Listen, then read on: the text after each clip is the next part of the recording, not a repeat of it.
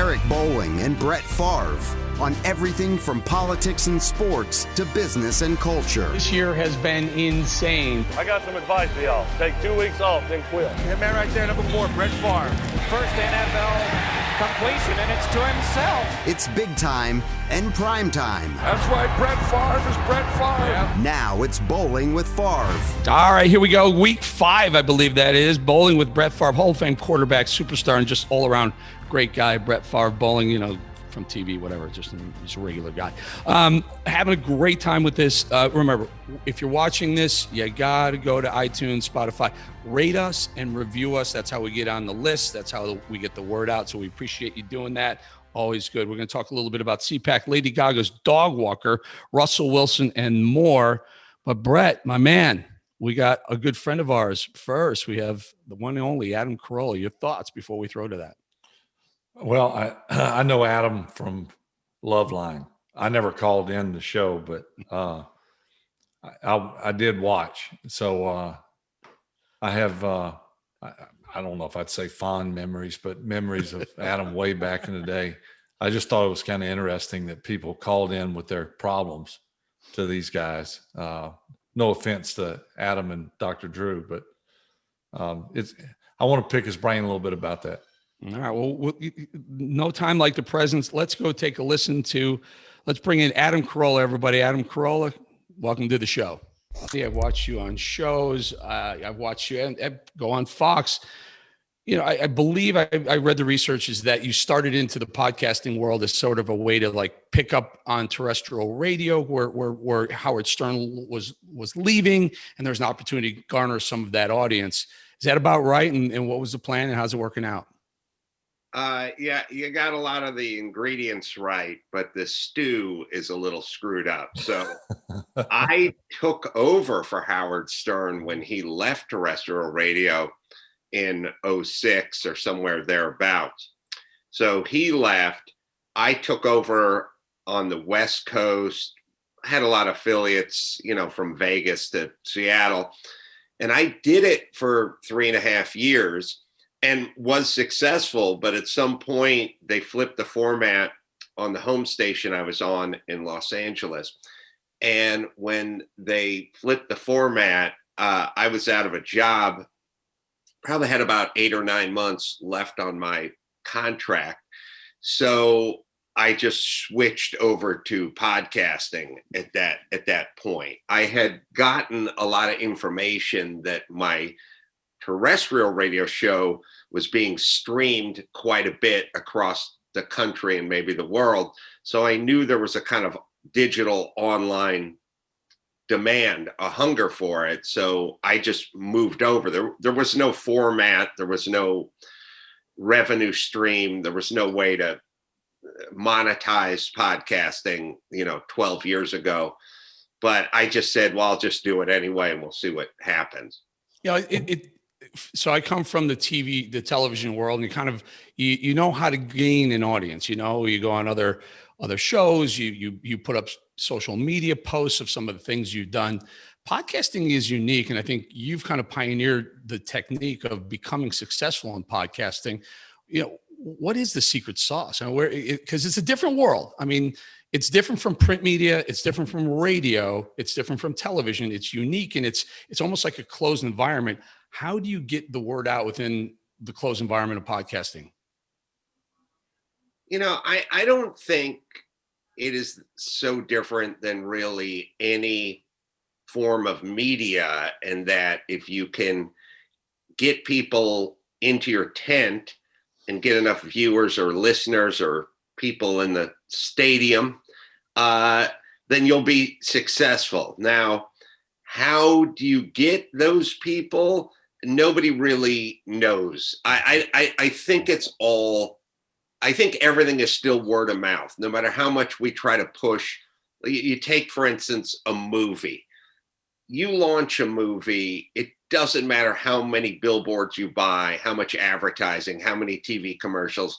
If the thing is a stinker, then the movie's not going to do well. Conversely, if you make a movie that everyone loves, word of mouth will propel it. Yeah, I agree. Successful. I don't think it's much different from products to podcasts to movies to TV shows. Think about TV shows. What gets you to watch a TV show? Somebody comes up to you and goes, "Are you watching The Sopranos?" To date myself, and you go, "No, I don't." And they go, "Oh, you got to watch The Sopranos." And next thing you know, you're watching The Sopranos, and then you're telling 3 other people at work about it. So, unfortunately, I wish there was a secret sauce, but there really isn't. It's just show up every day, put out a great product, and have people share that product. Yeah. That being said, when you got into podcasting, it was relatively new in relation to today. Obviously, I'm just curious. I'm sitting here thinking as you're talking about how you got into it. Did you have like, okay, you said, okay, I'm gonna do a podcast. Was there something that necessarily you were going to talk about in general more than anything else, or did you have a plan, or did you just said, I'm gonna just talk about the current events and have people call in or try to get a guest every week? What kind of was your initial thoughts? Well, I've been doing terrestrial radio for so long that I sort of had a format, a loose format. I was going to try to get a guest to come each show. I was going to talk about current events. I was going to talk about what went on that day in my life or the weekend before. There wasn't a real specific format. There was just, and I don't think, there are some podcasts that have a sort of murder mystery kind of thing, or they have a let's talk about The Office, break down the TV show episodes. But I would say mostly it's about the personalities. Do they like you? Do you make them laugh? Are you interesting to them? And then if you are, then you just sort of talk about, what makes you laugh or what happened, or they get to know you. They get to know your family. It gets kind of personal. And then you start talking, they know your dog's name at a certain point. And then you go on the podcast and you go, "Oh, Phil, my black lab was up all night and he threw up and he ate a sock and I had to get up at 4 a.m. And next thing you know, you're kind of giving them a look behind the curtain. Like you're letting them see your life. They start learning your world and the people in it. And then it just starts to feel a little more intimate, a little more personal. It's not like hosting a game show. It's much more like, here's what's going on in my world. And to me, that's always been, it's an intimate format is kind of the way I look at it. And it's not, it's not full of lighting and cameras and elaborate sets and, Vanna White. So my thing was always like, well, just talk about what you did that day, what's gone wrong, what's funny, the trials and tribulations that we all go through.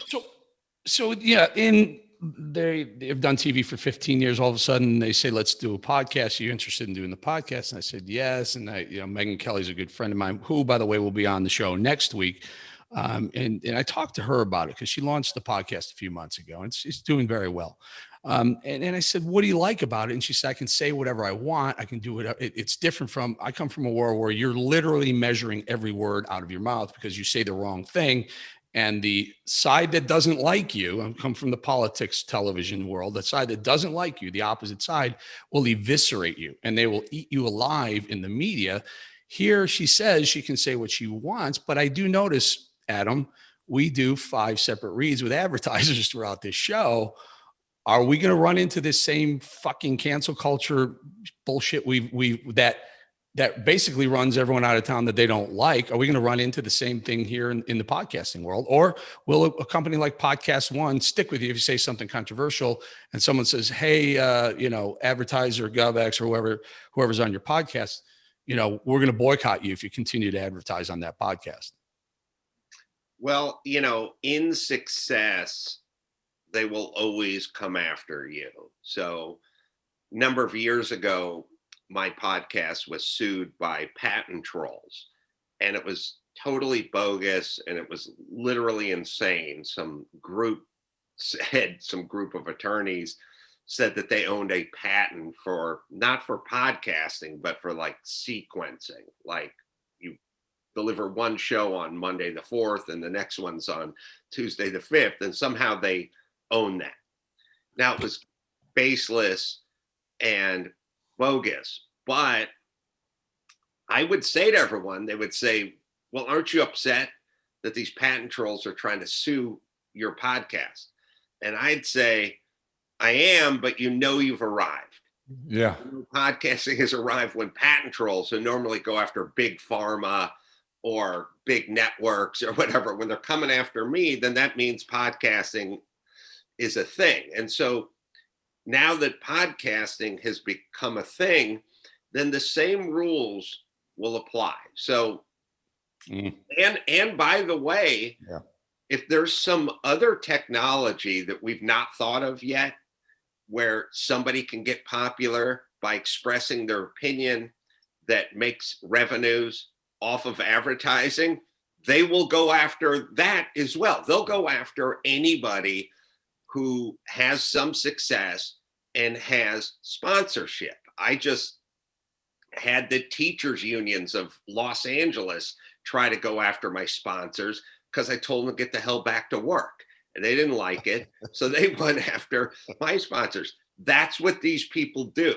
If you tell them something you don't like, or you tell them something they don't like, it's cowardly. Obviously, it's insane. I look at it as anti-American, but But Adam, the trick, the key to the cancel culture working, the reason why they have such power isn't because they're en masse, and that's fine. There's a lot of en masse groups on social media. It's the fact that the corporate boardrooms cave to the group, to the mob, by saying, look, we won't advertise on Tucker Carlson or Adam Carolla or Bolling with Favre or Megyn Kelly, because there's a certain amount of negative feeling we get if you associate the word racism or misogyny or whatever with that brand. And when the boardroom says, okay, we're going to walk away from that media entity, then cancel culture wins. Then they've in essence fired up all the cannons. They've armed every single gun that the cancel culture army has. Yeah. And there doesn't need to be a lot of them. You know, I was thinking about this. Here's an interesting thought experiment. When I started in terrestrial radio in the mid 90s, if you got a call, or let's say the GM or the program director said, need to talk to you down the hall after the show, shut the door. Oh, never a good sign when they tell you to close the door. But and you sat down and he said, listen, you said some things. I got a few letters. Some people are pretty offended by it. You could be sure that those letters were from religious right-wing groups. So the only letters you got in the mid 90s are only boycotts or calls to get you suspended or taken off the air, whatever. It was religious people, religious groups, and you'd said something offensive on the air. Sometimes it was just language, they didn't like. Now, if you got to go down the hall and sit down in the program director's office and he tells you to close the door, those aren't religious groups that want you off the air anymore. Those are left-wing, mostly atheist groups who were complaining the most about the religious groups 20 years ago, wanting to get you off the air. The groups that would defend you back when the religious groups wanted to get you off the air were the progressive people on the left that said these guys have the right to say what they want. That's their opinion. If you don't like it, don't listen. Now, those groups have mobilized, and that's the group that wants you off the air. I'll give you a quick story, and I'll let Brett jump in here. Exactly along those lines, Adam. I was at Fox, and And it was during when we were involved, when there was the war was kind of going on. We were trying to get out of the war, and there was a female Jordanian fighter pilot. And if you remember, she was the first female, and the whole idea was that, holy shit, there's a female dropping bombs on the Iraqis, right? And on the people we were fighting at the time. And I said something to the effect of, oh, I guess that would be considered. And the whole point was she was landing her fighter pilot. And we had the video rolling next. And I said, oh, that must be boobs on the ground instead of boots on the ground. I go, boobs on the ground. Right. They lit me up, Adam. I will tell you, this cancel culture group at the time was a left-wing group. They called the Pentagon. The Pentagon called Fox News after the show. Before the show was even over, there was a senior executive standing in the studio, and he said, you got to go. Let's go talk.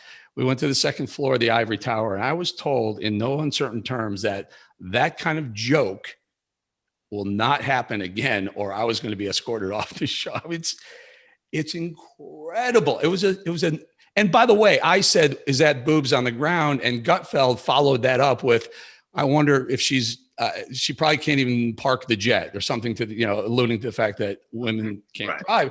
We both got told we were going to be off the show if we had any more jokes about anything like that. I guess it was too sensitive, the wrong timing. But sometimes when it's just a nonsensical joke, you can still, you put your career at risk. Yeah. How dare you, Eric? Yeah. Yeah. It was bad. It was bad when they said the Pentagon called Fox. I'm like, this one seems real. Yeah. Well, again, I don't know, to what end here, because once you get the cancel culture ball rolling downhill, it just starts devouring anything that's in front of it. And, there's lots of stories about people who were cheering it on 6 months ago who got chewed up and spat out by it. It doesn't, I always tell everybody, but I really mean it. It's called the progressive movement. It has progress and movement right in the title. What part of progressive movement suggests it's ever going to stop? It was the funniest thing in the world. I was joking on my podcast 2 weeks ago about Dr. Seuss. I said, it's high time Dr. Seuss got canceled. And everyone laughed at me, like, well, what are you talking about? I said, what do you mean, what am I talking about? He was a person that existed before us who wrote a bunch of books. He's going to have to go down. He's 100, he'd be 130 years old today or something. And everyone just laughed. Come on, Dr. Seuss. I said, I don't know what you're laughing at. He's a white guy who wrote a bunch of books, and somebody's going to go after him. Everyone thought I was insane. I literally thought they had gone after him already, because I can't keep track of the insanity anymore. I get up this morning, I turn on the TV set. They're going after Dr. Seuss. There is no end, is my point. When you get to Dr. Seuss, you'll get to anybody at any time. One of the reasons, and let's point out, Dr. Seuss writes children's freaking books, right? And so because he wasn't diverse enough in the characters in his children's books that he wrote 100 freaking years ago, somehow they're going to cancel him in hindsight. And Adam, for God's sake, Mr. Potato Head now is not allowed to be called Mr. Potato Head. That's right. It's fucking crazy. I hate it. What we're becoming, I shouldn't say we. I mean, come on. Give me a break. That being said, Adam, is there anything that you try to stay away from? Do you say, okay, I'm trying not to touch on politics, or do you think that sometimes you touch on some of the edgy or tense subjects just because more listeners, whether they like you or not, is better for the podcast? I just kind of, I literally, I made So I'll keep a little notepad and I'll just write down stuff that comes into my world because I got to go do a podcast later on today.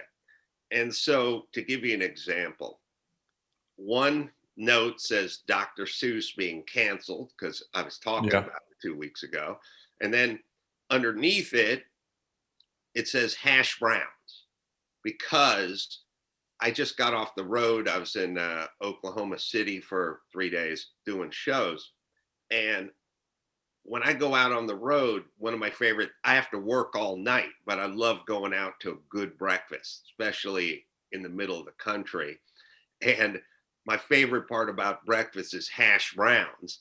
And Waffle House. I can't find good, you know what, you go to these places and you go, I want hash browns. They go, yeah, okay. And then they give you cubes of red potatoes, right? And I go, no, I want the hash browns. So I go to one place, I go, I want the hash browns. I go, we have cubed new, red potatoes with the skin on it.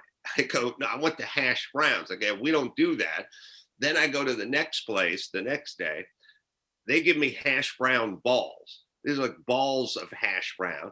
And I'm sitting there with the person across from me, and the person says, these things are pretty good, but they're not as good as hash browns.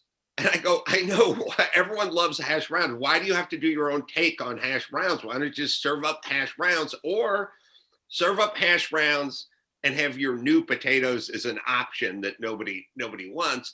And so I just start obsessing about where the hash browns go. And so in my podcast, I'll talk about Dr. Seuss being canceled, and then I'll talk about hash browns. Yeah. French fries in the morning. I love hash browns. Waffle House has them scattered, smothered, covered, topped, and chunked. God bless. But here's the problem.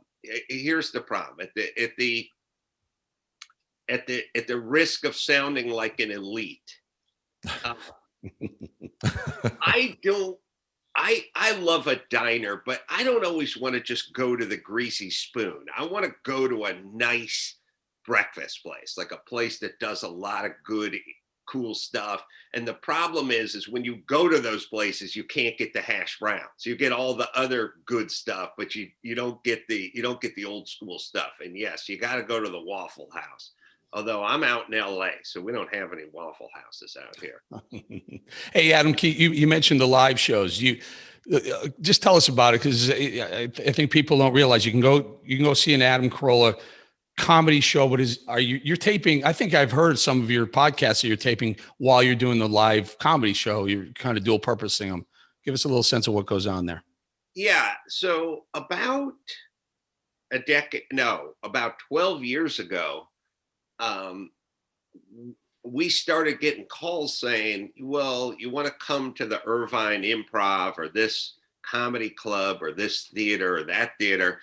And you used to go there and do stand-up. And now they started saying, again, like 12 years ago, why don't you do the podcast from here? So my thing was like, well, okay, I got to do the podcast anyway. Why not do a live podcast, get paid, and get a podcast out of it?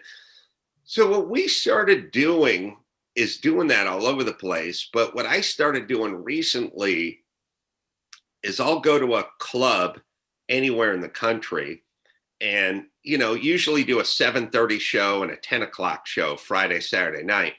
Well, what I'm doing is the early shows are the podcasts, live podcasts, is get up there, treat it almost like a live radio show, have some games and some stuff, little more energy, little more emphasis on comedy because you're in a comedy club. So I'll do 2 live shows, live podcasts, and then I'll do 2 stand-up shows. The late shows will be stand-up. The early shows will be podcasts. And then we'll air the live podcast, just same as we do a podcast. And it's kind of fun, kind of different, get the energy of the crowd.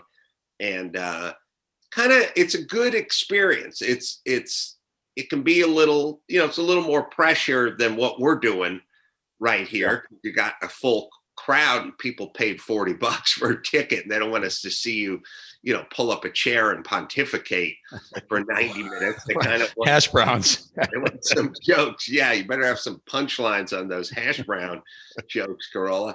But but it's an interesting format. It's one that didn't exist. It's kind of different because the audience knows what it is now.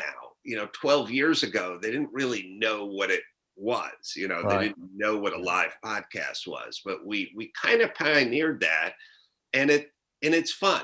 And so I just got off the road from OKC with that.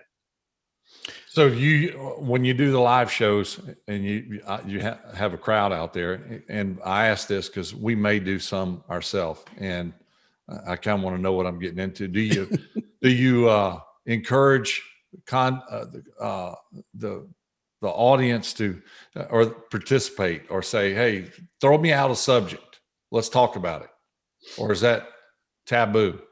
No, what you should do, I would say, for a live show is give it a little bit of a format.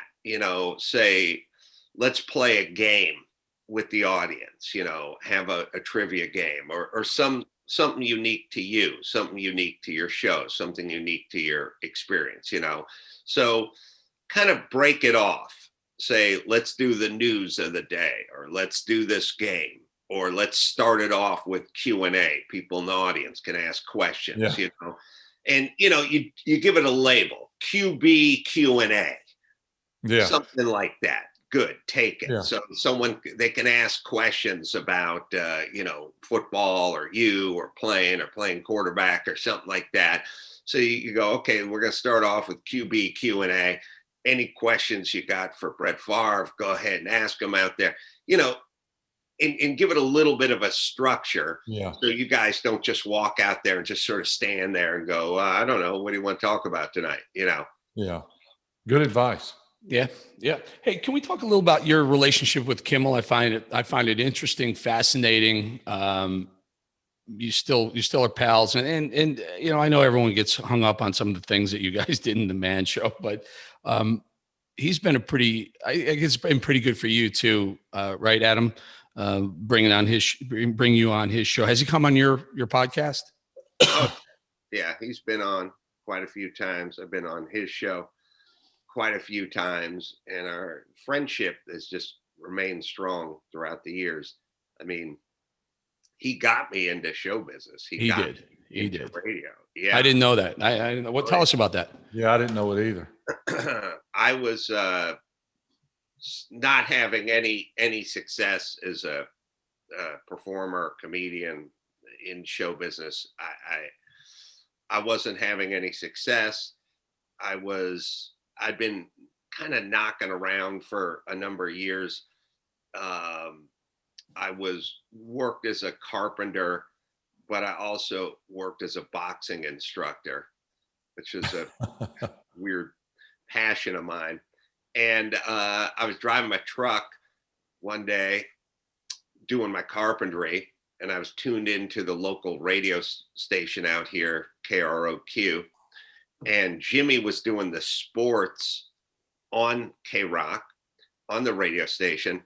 And he got into some kind of argument with some other morning show character, kind of the morning show zoo kind of vibe.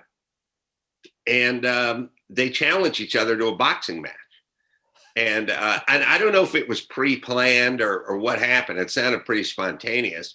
So I'm just driving my truck on my way to the job site, listening to the morning radio like I would always do.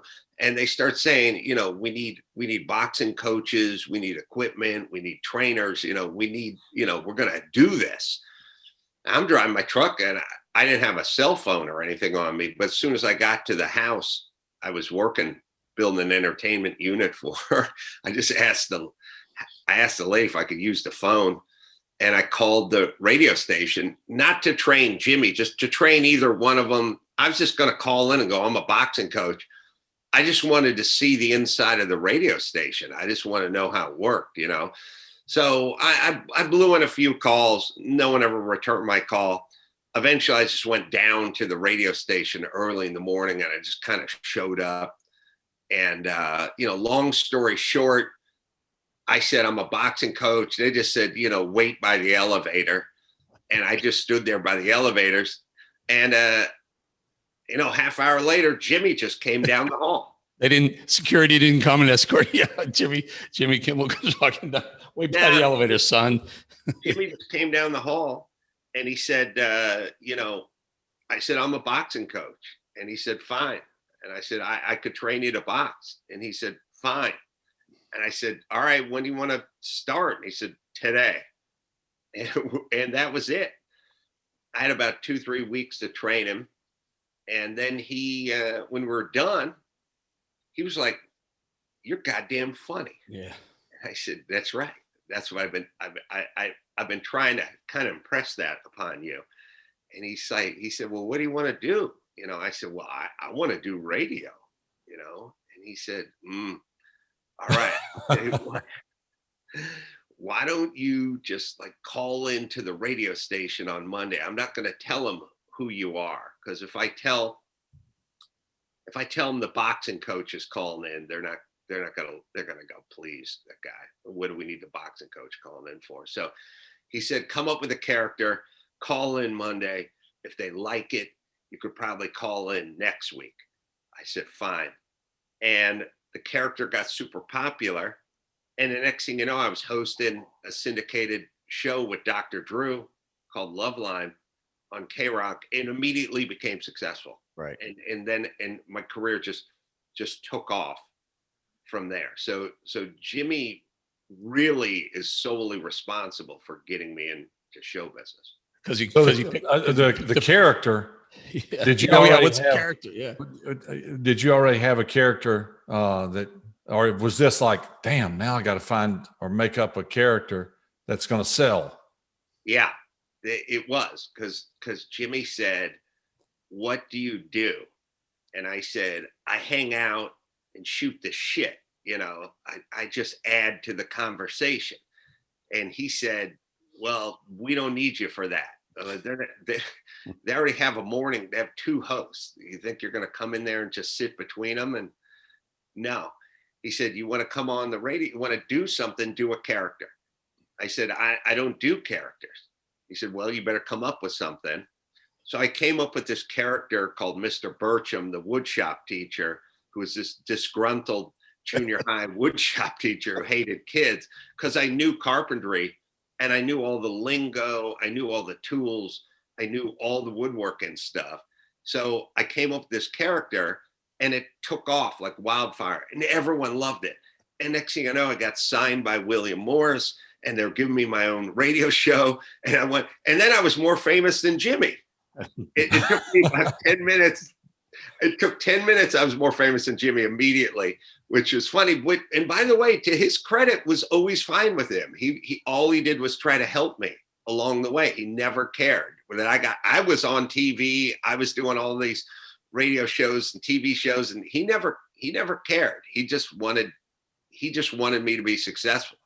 And I think he wanted us to be successful. But a lot of guys, I don't think that wouldn't have sat well with them if their boxing coach got more successful. Like, when we travel around, people would stop me and want my autograph in the early days.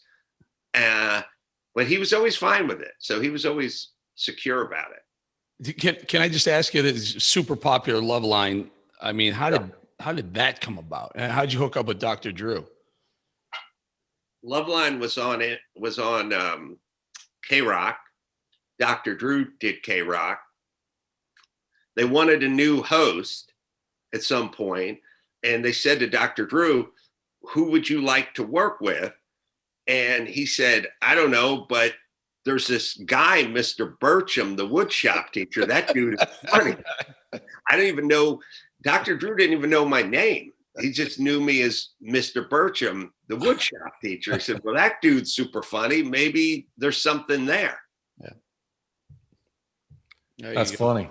What was the craziest call that you guys got, or asking for advice? What? We get crazy calls all the time.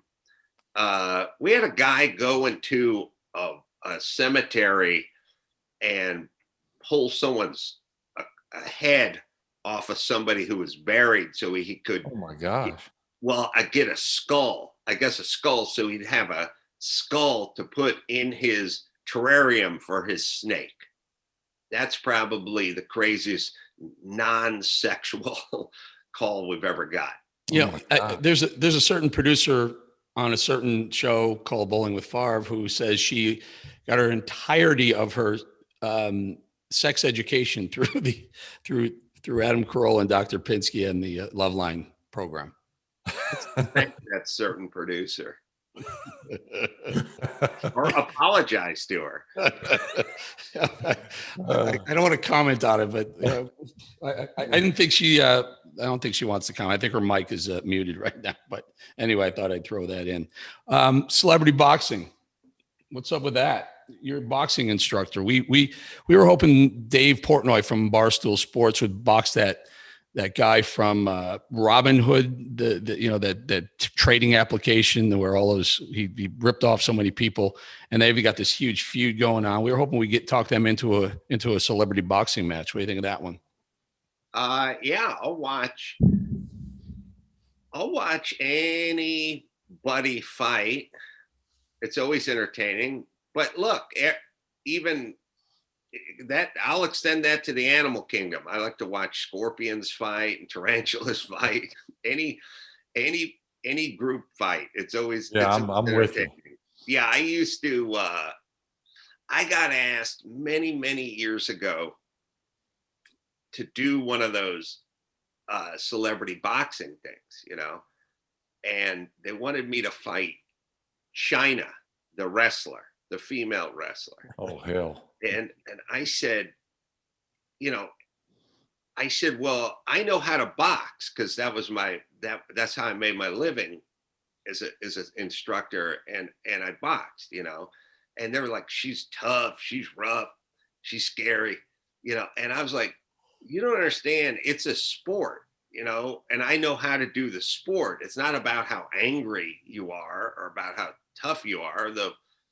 It factors in, but boxing is a sport. It's like playing tennis or golf, football. It's a sport. It's not about how angry you are. And they were like, she's 5'11", 185 pounds, and I'm like, I'm 6'2", 205 pounds, and I know how to box. So I don't want to punch her. And then they were like, she says she's going to beat you up. I said, look, there's two scenarios here. Yeah, none good. I fight China and I beat the shit out of a woman.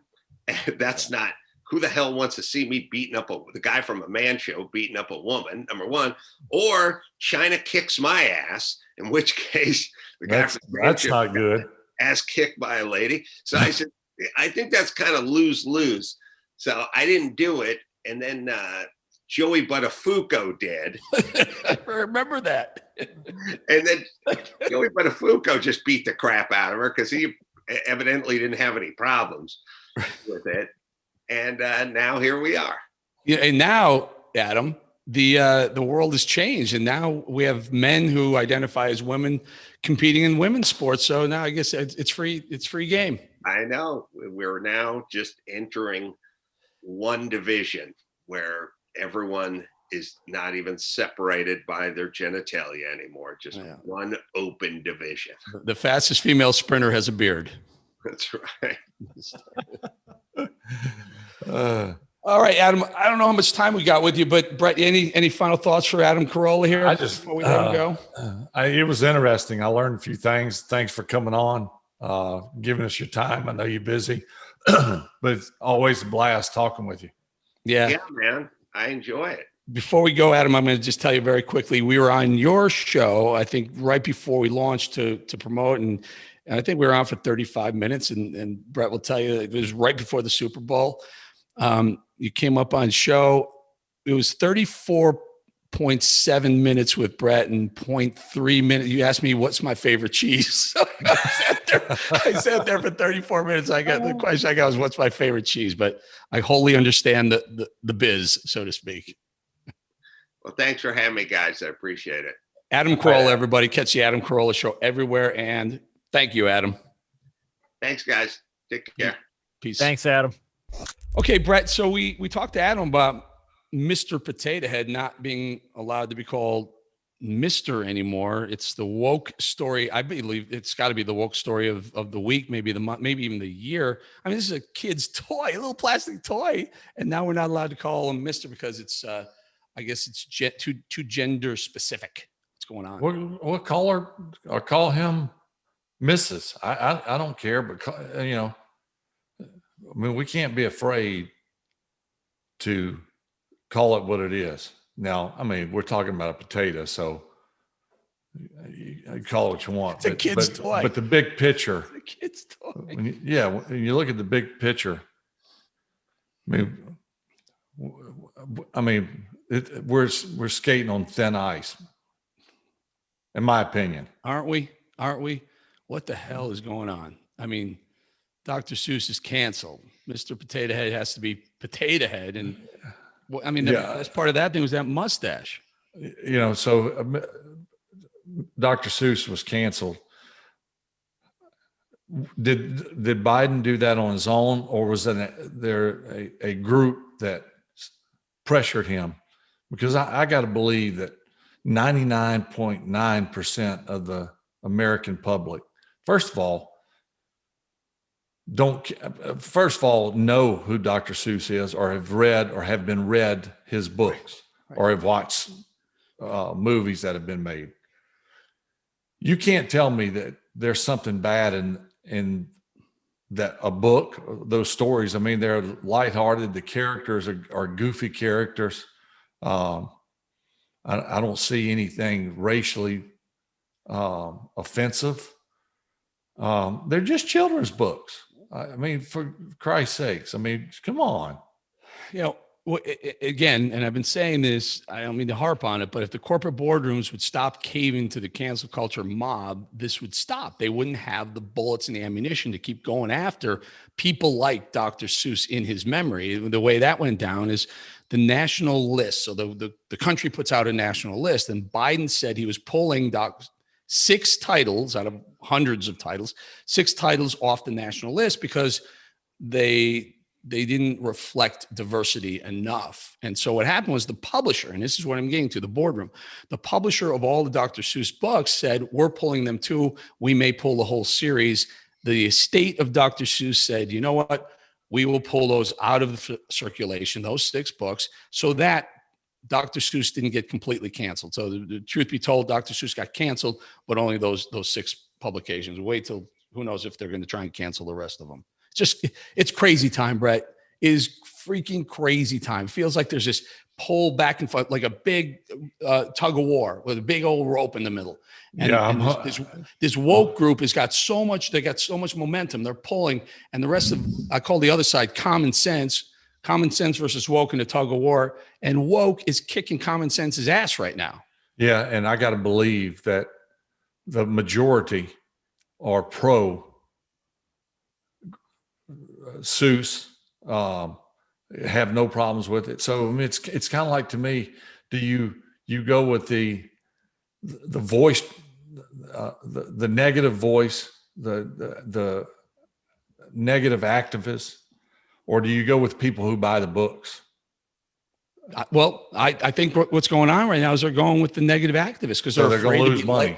Yeah, they're afraid to be labeled racist or misogynist or sexist or homophobic or anti-Islamic or all these isms and icks that they're afraid of these labels.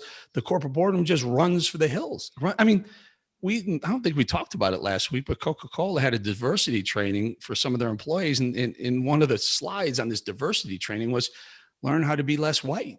Learn how to be less white. Listen, I'm 1,000,000%. I love Latin culture. I would love to say I'm Hispanic. I can't, but I would love to. I love everything, the music, the food, the song, the people. I'm not racist, but for God's sake, I refuse to act like I'm less white. I don't want to get in. I won't ask you to weigh in if you don't want to. Weigh in if you do, but for God's sake, become Coca-Cola.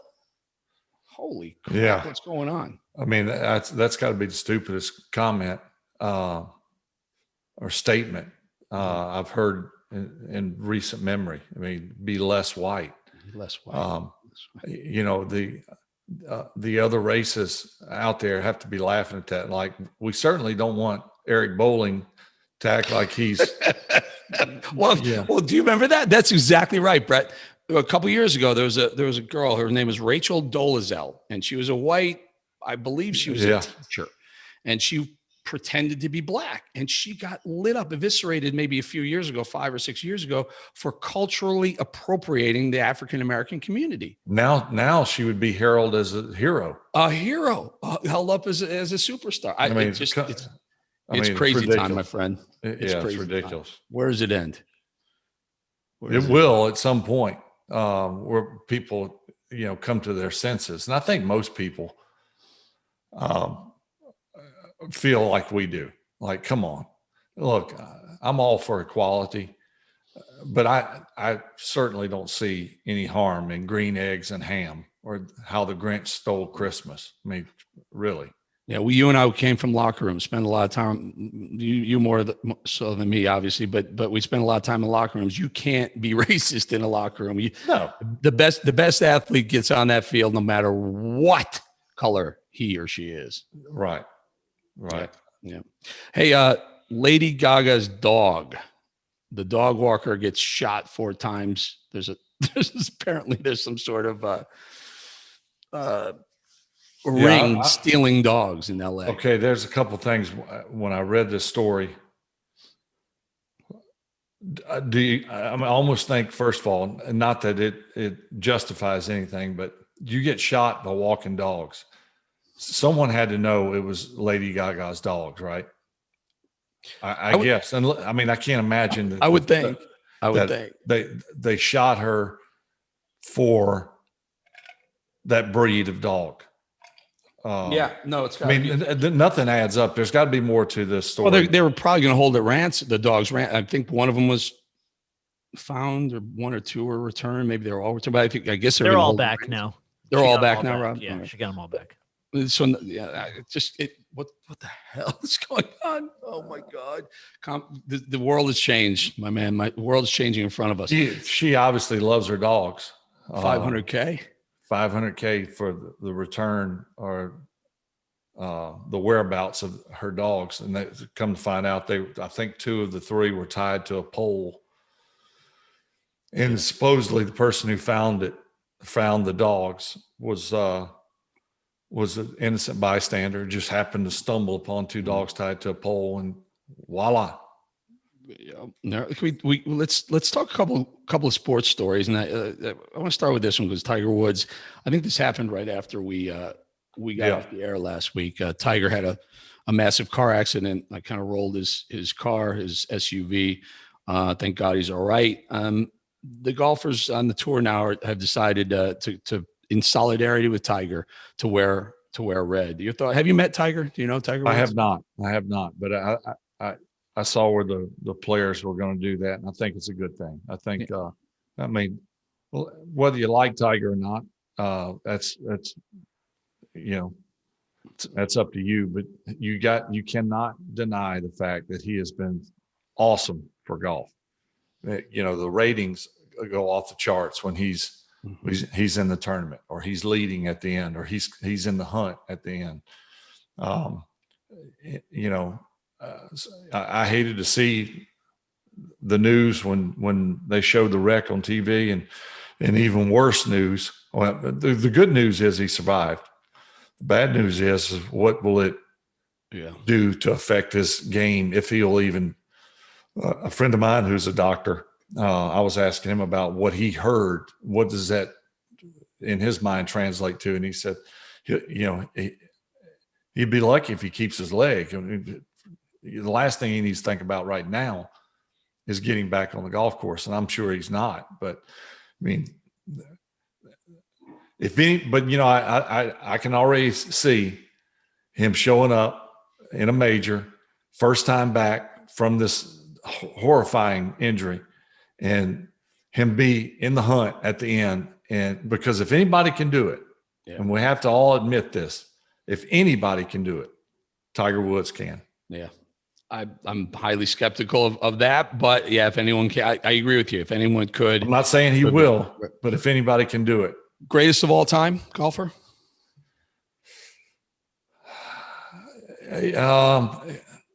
it would be easy for me to say yes, because I kind of grew up more in Jack's latter years. And that's what I remember him as, and more with Tiger. And in this generation, it's sort of like, I think Michael Jordan's the greatest ever. Now, some may say Bill Russell, some may say LeBron James, some may say Kobe Bryant. Just depends on what generation you grew up in. But Jack has more majors, but less tour wins. You know, golf is golf. Football is football. You know, the talent level was much different back when Jack was in his prime, but it's all relative. It's all equal. You know, they played with true woods. Now they play with metal woods. They hit the ball 100 yards further, 150 yards further on average. But it's still, that in itself doesn't justify being the best ever. But I would say certainly he and Jack are on the middle podium together. Yeah, I would say so too. I'd say the best way to go about the GOAT, greatest of all time arguments, which I've done with you about quarterbacks, and you're all the Mount Rushmore of greatest of all time. I think it's Brady, it's Favre, it's Montana, and you know there's a spot for number 4 that's up for debate. Who would you put on the 4th spot? If I already called the 3, so I'm not letting you take you're one of the 4. Who's the 4th spot on that Mount Rushmore of greatest of all time? Well, I would not put myself, but since you did, I appreciate that. You knew better. Being honest. If you want to do a show with me, you better include me. Hell, bullshit. 297 consecutive starts, along with a couple Super Bowl rings, and a couple most valuable players in the Super Bowl rings. Abso-freaking-lutely on Mount Rushmore of greatest of all time. Who's the 4th though? Well, Peyton Manning certainly is I say when you put when you think of the best, it's Brady, Montana, and Peyton Manning and Favre. All right, what about we did basketball? You pointed it out. I would say agree with you. I would go with Jordan, greatest of all time. But if it's around Mount Rushmore, LeBron, Jordan. Who are the other 2? Bill Russell. I think he's got like 11 rings, right? Yeah. Bill Russell. And who's the 4th? Larry Bird. Okay. Larry Bird, Magic Johnson. Magic, You could lump them in together because when I think of one, I think of the other. Yeah. They fed off each other, all those playoffs and all those players. Larry Bird did it. He was kind of ugly good. His jump shot was awkward looking. I mean, look, the guy was fantastic. And he was ugly too. You didn't want him in the corner if you were the opponent. You didn't want him to get a pass to the corner or a 3-pointer to win the game because he fall was away. He'd be falling into the first row and drain it. Mount Rushmore, greatest of all time golfers: Tiger, Nicklaus. You want to fill in the last 2? I think you got to put Arnold and Sam Snead. Okay. All right. Seahawks might trade Russell Wilson. He opened the door. Cowboys, Saints, Bears, Raiders. You know, he's been a staple in Seattle. Your thoughts? Well, I can't imagine them letting him go. No, I shouldn't say let him go. They wouldn't let him go. But there's no reason to think that he's just now hitting the prime of his career, especially the way quarterbacks are playing and protected these days. I think 75% of that team goes, meaning production. I'm not talking about other players, but they lose a lot. They lose the face of their franchise, but I don't know. It's sort of like with Deshaun Watson's deal. I don't know the details. I don't know I don't know if it's just a ploy to get a different contract. I don't know, but if you're the Seahawks or the Seahawks fans, you got to do all you can to keep that guy there. Yeah. We talked about it last week. We talked about, you said Deshaun and JJ Watt last week we talked about, and look what he just signed a 2-year deal, $23 million. He's headed to Arizona Cardinals, and sounds like he's pretty darn happy about that. Yeah. Good for him. I mean, I think the thing with JJ in Houston, just from the outside looking in, it is certainly, and we've talked about this, it's certainly different than Deshaun and the Texans. I believe both felt like, and it's obvious that both felt sort of the same way because they granted him the release that he was looking for to go play elsewhere. I think that he had run his course. It was time to part ways. Not unlike Peyton with the Colts, mutually. You issue a statement or a press conference saying, "Hey, we welcome, his release and wish him well." And I think that's the thing with JJ. So, we'll see what happens. Arizona's got a really good young team. He's a perfect fit from a leadership standpoint. Instantaneously, he gives them street cred. Yeah, that team becomes substantially more likely to find their way into Super Bowl. What is it? But I saw the teams that, as you mentioned just now, the Cowboys, one of those in the hunt. What does that mean for Dak Prescott? I find it hard to believe that the Cowboys would. Nothing surprises me with Jerry Jones, but I just don't see the Cowboys being an option. In Saints, man, if they could Saints would be a great, yeah. Like we bring Russell in transition. But mark my word, I don't think Breeze is done yet. I think he could be. There's a possibility, but I tend to think with each day that passes that he does not retire. I agree with you, but why not do a let's split some time here. I know you're two massively successful quarterbacks with obviously the ego would matter, but if I could just see it as a passing of the torch where Breeze takes a couple of weeks and brings Russell along to take over towards the end of the year, and then it's his gig. Yeah, I don't think that you have them both on the same team. Okay. I'm not saying it's right or wrong. I just don't see them doing that. Gotcha. I just think that you open up a mess. Yeah. I think Drew showed a little bit of age. He got beat up a little bit, but the team is young, is very good. They've been in the hunt the last 5 years, very close. In fact, and quite frankly, had they beaten Tampa a third time, who knows? So that has got to be appealing to Drew. I mean, some of the other things that drive an older player out of the game is probably still there. Family, aches and pains, the drudgery of the day-to-day activity. But the fact that they have a chance, especially with him, is very appealing. And I think for all Saints fans, you got to be hoping that he comes back. I'd like to see him come back myself. I do think the longer with each day that passes, he doesn't announce is one more notch in the he's coming back category. Yeah, that's right. If you can do it, rip the Band-Aid off, so to speak. Yeah. All right, Bowling with Favre, Brett Favre, awesome. Another great week. We have Megan Kelly next week, 3-9 show, Megan Kelly. And then following that is a good friend of yours, Brett Darius Rucker. Who in the Blowfish fame and Darius, on 316. We're looking forward to both of those, right? Yeah. All right. Well, that's it. Bowling with Favre. Again, make sure you rate us and write a review. Get us on the list because we love you too. All right, Brett, good week, brother. See you next week. Over and out.